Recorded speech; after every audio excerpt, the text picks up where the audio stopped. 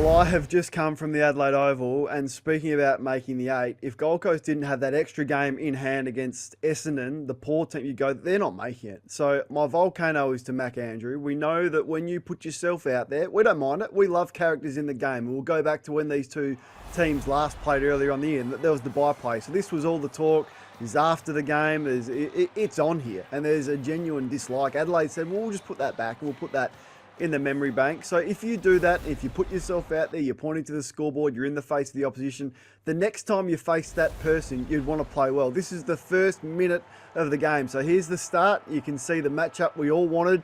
The thrill seeker takes him back to the goal square, leads up, bang, Max nowhere to be seen. So there's one, and the thrill seeker kicks that. Then Benny Keys does that. They get into him. Of course they do, because that's the history. That's what Adelaide should do. And Matt gives away the double goal. It was a deflating performance. Now, credit to him, thought he fought back pretty well in the second half and was reasonable. But when you put yourself out there, you put yourself up in lights, the opposition come for you. You can't be getting goals kicked on you in the first minute easily and then giving away double goals. But he wasn't the only problem for Gold Coast today. It was as poor a performance in the first half as you've seen. Goalless for the first time in the club's history, which is amazing considering they were full of 18-year-olds in their first 2 years. And they were bullied, absolutely bullied. We're showing the missed tackles here.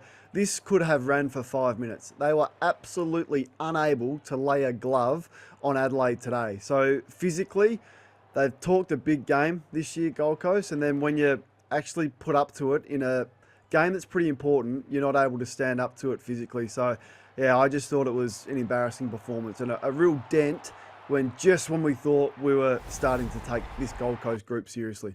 Was it just a big failure in the maturity stakes? Because they're coming off this huge win against Collingwood last week. They were nowhere today. It reminded me of, watching a game at Wimbledon and an unseeded and unheralded player knocks out a big name. And then the next match, they're double bageled. 6-love, 6-love, Yeah. 6-love. They're out, That's what it was, the double bagel today. But is that good enough? Like, have they not moved past this performance? Is this not what they got a 3-time premiership coach for? Is this not why they went and invested heavily in experienced recruits from other clubs? Did we not think that they'd moved past this?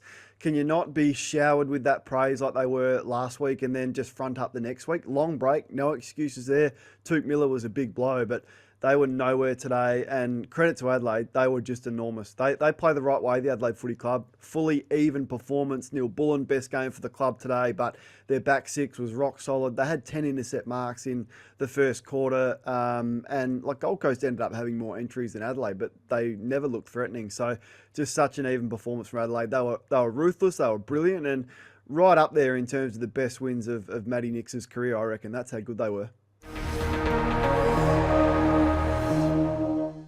What's gambling really costing you? For free and confidential support, call the number on the screen or visit the website.